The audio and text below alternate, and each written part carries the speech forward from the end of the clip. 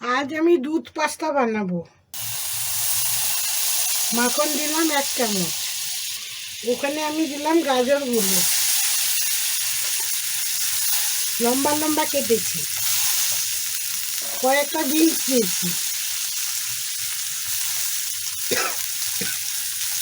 কয়েকটা শিমলা মির্চ দিয়েছি।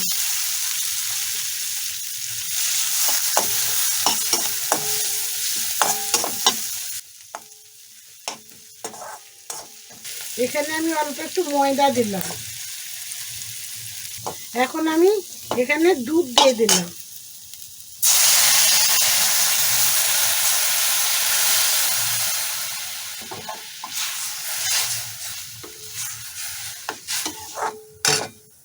এখানে আমি পাস্তাগুলো সিদ্ধ করে রেখেছিলাম, তাই পাস্তা দিয়ে দিলাম, ম্যাকারনি।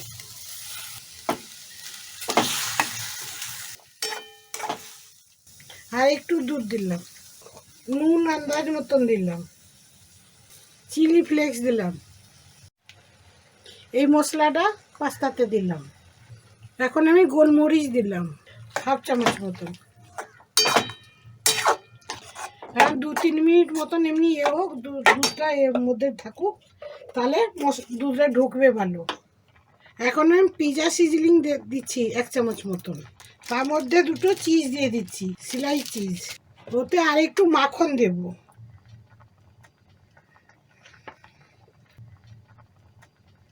সুন্দর দেখতে হয়েছে। এমনি আপনারাও বাড়িতে বানাবেন। পাস্তা দুধ ম্যাকারনি হয়ে গেছে।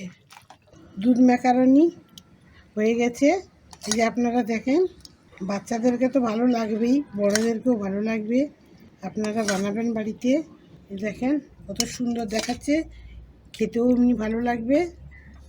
আপনাদের দুধ ম্যাকারনির রেসিপি যদি ভালো লেগে থাকে, আপনারা শেয়ার করবেন, কমেন্ট করবেন, লাইক করবেন।